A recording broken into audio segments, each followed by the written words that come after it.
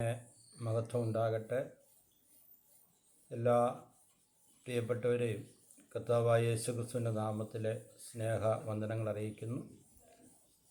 തിരുവചനത്തിലെ ഒരു സന്ദേശവുമായി ഈ വീഡിയോയിലൂടെ നിങ്ങളെ സമീപിപ്പാൻ ദൈവം തന്ന അവസരത്തിനായി കർത്താവിനെ സ്തുതിക്കുകയും മഹത്വപ്പെടുത്തുകയും ചെയ്യുന്നു.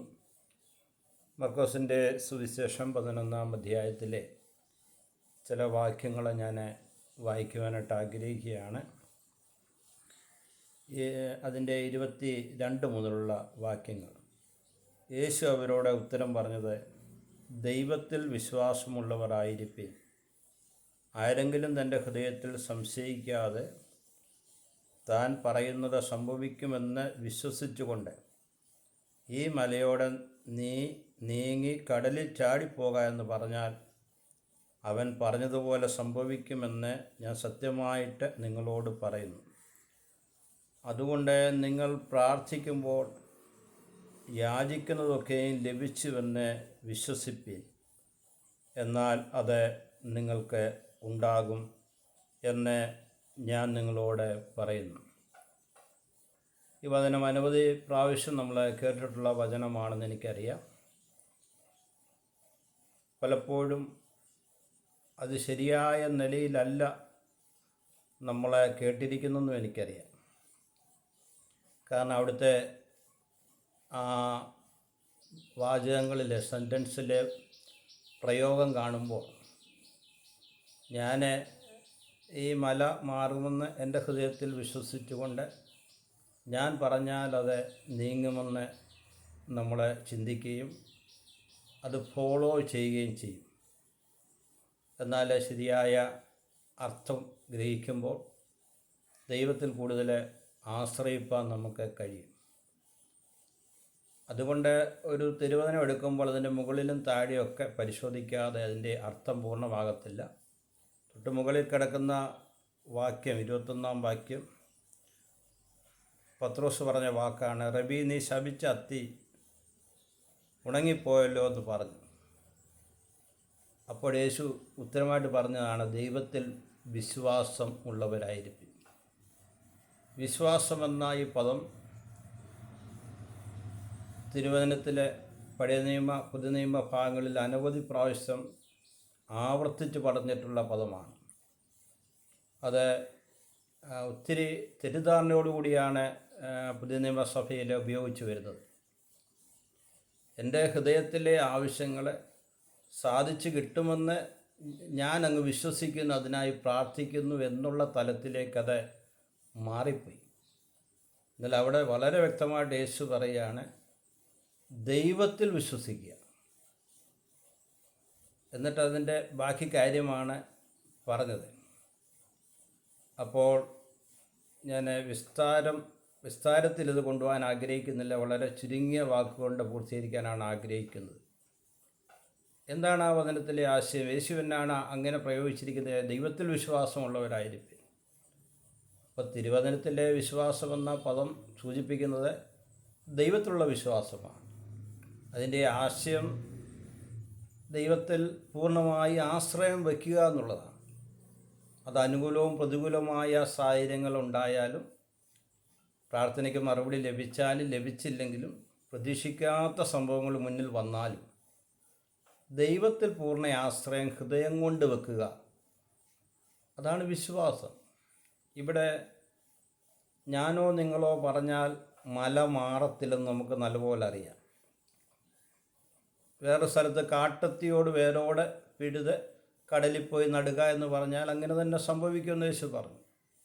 അപ്പോൾ ഒരു അത്തിയോ മലയോ നമ്മളാരും പറഞ്ഞാലൊന്നും മാറത്തില്ലെന്ന് നമുക്കറിയാം. അപ്പം അതിൻ്റെ അർത്ഥം നമ്മളെക്കൊണ്ട് അസാധ്യമായ കാര്യങ്ങൾ അതിൻ്റെ മുന്നിൽ ഞാനും നിങ്ങളും ആയിരിക്കുമ്പോൾ ഒരാൾക്ക് മാത്രമേ അതിനെ മാറ്റാൻ കഴിയത്തുള്ളൂ, ദൈവത്തിന്. ദൈവം വിചാരിച്ചാൽ ഹിമാലയ പർവ്വതത്തെ അവിടുന്ന് മാറ്റാൻ കഴിയും. പിന്നല്ലേ ഒരു അത്തി. അതുകൊണ്ട് പ്രിയ ദൈവമക്കളെ, ആ ദൈവത്തിൽ വിശ്വാസമുള്ളവരായി പ്രാർത്ഥിക്കാനാണ് പറഞ്ഞത്. ആ ദൈവത്തിൽ നിങ്ങൾ സംശയിക്കരുതെന്നാണ് യേശു പറഞ്ഞതിൻ്റെ ഉദ്ദേശം. ആ നമ്മൾ വിശ്വസിക്കുന്ന, നമ്മൾ സേവിക്കുന്ന നമ്മുടെ ദൈവത്തിന് അതിന് കഴിയും. അതാണ് വിശ്വാസം. നമ്മുടെ ഹൃദയത്തിലെ ആഗ്രഹങ്ങളെല്ലാം നടത്തി തരുമെന്നുള്ള ആശയത്തിലല്ല. ദൈവത്തിൻ്റെ അരുളപ്പാട്, അത് വാഗ്ദത്തങ്ങളായി തന്ന അരുളപ്പാട് ദൈവം നിറവേറ്റും. അപ്പോൾ ദൈവത്തിനും ദൈവത്തിൻ്റെ വചനത്തിനുമുള്ള പൂർണ്ണ ആശ്രയമാണ് വിശ്വാസമെന്ന് ഒറ്റ വാക്കിൽ പറയാൻ പറ്റും. ഇവിടുത്തെ ഈ കാര്യത്തിലേക്ക് തിരിഞ്ഞു നോക്കുമ്പോൾ പ്രത്യേകം കർത്താവ് പറയുകയാണ്, നിങ്ങളെ പ്രാർത്ഥിക്കുമ്പോൾ യാചിക്കുന്നതൊക്കെ ലഭിച്ചുവെന്ന്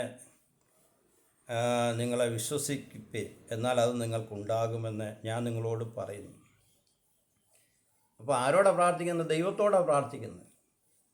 ആരാണ് ഈ മല പോലുള്ള അസാധ്യമായ കാര്യങ്ങളെ, കാട്ടത്തി പോലുള്ള അസാധ്യമായ കാര്യങ്ങളെ മാറാൻ പറഞ്ഞാൽ നടക്കുന്നത്? ആര് പറഞ്ഞാൽ മാത്രമാണ്? അത് ദൈവത്തിന് മാത്രമാണ്. ആ ദൈവത്തോടാണ് നമ്മൾ പ്രാർത്ഥിക്കുന്നത്. അതിനൊട്ടും സംശയം വരരുത്. അബ്രഹാം ദൈവത്തിൻ്റെ വാഗ്ദത്തത്തെ അവിശ്വാസത്താൽ സംശയിക്കാതെ വിശ്വാസത്തിൽ ശക്തിപ്പെട്ട് ദൈവത്തിന് മഹത്വം കൊടുത്തെന്ന് റോമാലേഖനം 4-ാം അധ്യായത്തിൽ എഴുതിയിരിക്കുന്ന പോലെ തന്നെ ദൈവത്തിൻ്റെ വാഗ്ദത്തം അബ്രഹാമിനോടുണ്ടായിരുന്നു. അതിൻ്റെ മുകളിലുണ്ട് 4-ാം അധ്യായത്തിന് 19-ാം വാക്യം തൊട്ട് വായിക്കുമ്പോഴുണ്ട്, നിന്റെ സന്തതി ഈ വണ്ണമാകുമെന്ന് അരുളപ്പാട് ലഭിച്ചു. അപ്പം നിന്റെ സന്തതി ഏത് വണ്ണം? ആ ബാക്കിലേക്ക് നമ്മൾ പോയാൽ, ഉൽപ്പത്തിയിലേക്ക് പോയാൽ നക്ഷത്രങ്ങളെ കാണിച്ചിട്ട് ദൈവം പറഞ്ഞു, നിന്റെ സന്തതി ഈ വണ്ണം ആകുമെന്ന് പറഞ്ഞു. അതുപോലുള്ള എണ്ണത്തിൽ പെരുപ്പത്തിലുള്ള മക്കളെ ദൈവം നൽകുമെന്ന് പറഞ്ഞു. അപ്പോൾ അബ്രഹാം വിശ്വസിച്ചു. ആരെ വിശ്വസിച്ചു? നക്ഷത്രത്തെ അല്ല, ദൈവത്തെ വിശ്വസിച്ചു. ഈ നക്ഷത്രങ്ങളെ സൃഷ്ടിച്ച് ശൂന്യതയുടെ മേൽ തൂക്കാൻ കഴിവുള്ള ദൈവത്തിൽ വിശ്വസിച്ചു. എനിക്ക് തലമുറയെ തരും. ഒരു കുഞ്ഞിന് വേണ്ടി പ്രാർത്ഥിച്ചപ്പോൾ ദൈവത്തിൻ്റെ അരുളപ്പാട് ആയിരക്കണക്കിന് ലക്ഷക്കണക്കിനുള്ള തലമുറകളെ നൽകുമെന്നായിരുന്നെങ്കിൽ നമ്മുടെ ചിന്തയും നമ്മുടെ വിചാരങ്ങളും ദൈവത്തിൻ്റെ വഴികളും ദൈവത്തിൻ്റെ വിചാരങ്ങളും നമ്മൾ എത്രയോ അകലമാണെന്ന് നമ്മൾ ഓർത്തുകൊള്ളുക. അതുകൊണ്ട് പ്രാർത്ഥനയിൽ നമ്മൾ പൂർണ്ണ ദൈവാശ്രയത്വത്തിലാണ് പ്രാർത്ഥിക്കുന്നത്.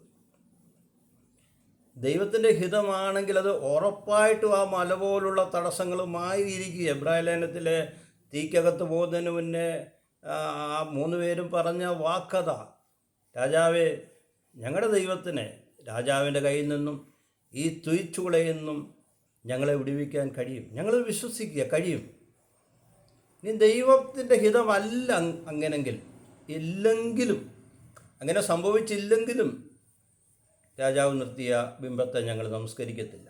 അപ്പം അവർ ദൈവത്തിൻ്റെ ആ കഴിവിലെ, ദൈവത്തിൻ്റെ എബിലിറ്റിയെ സംശയിച്ചേ ഇല്ല. ഈ തീച്ചുളയുടെ ചൂട് 7 മടങ്ങ് വർദ്ധിപ്പിച്ചു. ഞങ്ങളെ ചാമ്പലാക്കാൻ ആദ്യത്തെ തീച്ചുള മതിയായിരുന്നു, ഇത്രയും ചൂട് വർദ്ധിപ്പിക്കണ്ടായിരുന്നു. പക്ഷേ ഇതിൽ നിന്ന് രക്ഷിക്കാൻ ദൈവം ശക്തനാണ്, ദൈവത്തിന് കഴിയും, ദൈവത്തിന് എബിലിറ്റി ഉണ്ടെന്ന് അവർ വിശ്വസിച്ചു. പക്ഷെ ദൈവത്തിന് അതിന് പദ്ധതി ഇല്ലെങ്കിൽ, ഹിതമല്ലെങ്കിൽ നടക്കത്തുമില്ല. പക്ഷെ ദൈവത്തിൻ്റെ ഹിതമായിരുന്നു അവരെ തീച്ചുളയിൽ ഒരു രോമത്തിന് പോലും ഒരു മണമേൽക്കാതെ വിടുവിക്കുക എന്നുള്ളത്. അതുപോലെ തന്നെ യേശുവിൻ്റെ പിന്നാലെ കുരുടന്മാരായ വ്യക്തികളെ ദാവീദ് പുത്രാ കരുണ തോന്നണമെന്ന് പറഞ്ഞ് ഓടുമ്പോഴും പിന്നീട് ആ വീട്ടിൽ വെച്ച് കർത്താവിനെ കാണുമ്പോൾ കർത്താവ് ചോദിക്കുന്ന ഒരു കാര്യമുണ്ട്, എനിക്കിത് ചെയ്യാൻ കഴിയുമെന്ന് നിങ്ങൾ വിശ്വസിക്കുന്നുവോ? അവർ പറഞ്ഞു, ഞങ്ങൾ വിശ്വസിക്കുന്നു. എന്ത് വിശ്വസിക്കുന്നു? നിനക്ക് ഞങ്ങളുടെ കണ്ണിനെ, അല്ലെങ്കിൽ എൻ്റെ കണ്ണിനെ കാഴ്ച തരാനുള്ള എബിലിറ്റി ഉണ്ട്, കഴിവുണ്ട്. നിനക്ക് മനസ്സുണ്ടെങ്കിൽ അത് നടക്കും, മനസ്സില്ല നടക്കത്തില്ല. അതവർ പറഞ്ഞു, നിനക്ക് മനസ്സുണ്ടെങ്കിൽ ഞങ്ങളെ സൗഖ്യമാക്കണമേ. ഇപ്പോൾ കർത്താവ് ചോദിക്കുക, എനിക്ക് കഴിയുമെന്ന് നിങ്ങൾ വിശ്വസിക്കുന്നു? അയ്യോ, കഴിയും, ഞാൻ വിശ്വസിക്കുന്നു. നിനക്കതിന് കഴിയും. ഞങ്ങളുടെ ആ കുരുടിൻ്റെ അവസ്ഥ മാറ്റാൻ നിനക്ക് കഴിയും. യേശു അവിടെ വിശ്വാസത്തെ പ്രതി, ആരിലുള്ള വിശ്വാസം? യേശുവിലുള്ള വിശ്വാസം. യേശുവിൻ്റെ ആ എബിലിറ്റിയിലുള്ള, കഴിവിലുള്ള, പവറിലുള്ള വിശ്വാസത്തിൽ വിശ്വസിച്ചുകൊണ്ട് അത് ഏറ്റെടുത്തപ്പോൾ കർത്താവിനെ സൗഖ്യമാക്കി. അതുകൊണ്ട് അവിടെ പ്രത്യേകം പറയാം, നിങ്ങളുടെ വിശ്വാസത്തെ പ്രതി, അക്കോർഡിംഗ് ടു യുവർ ഫെയ്ത്ത്, നിങ്ങളുടെ വിശ്വാസത്തെ പ്രതി, ആരിലുള്ള? ദൈവത്തിലുള്ള, യേശുവിലുള്ള, അവൻ്റെ എബിലിറ്റിയിലുള്ള, അവൻ്റെ പവറിലുള്ള, അവൻ്റെ അതോറിറ്റിയിലുള്ള വിശ്വാസം അവരെ സൗഖ്യത്തിലേക്ക് നടത്തി. അപ്പോൾ ഞാൻ പറഞ്ഞല്ലോ, ഇത് വളരെ ചുരുങ്ങിയൊരു മെസ്സേജായിട്ട് പറയാനായിട്ടാണ് ആഗ്രഹിച്ചത്, നീണ്ടുപോകാനായിട്ട് ആഗ്രഹിക്കുന്നില്ല.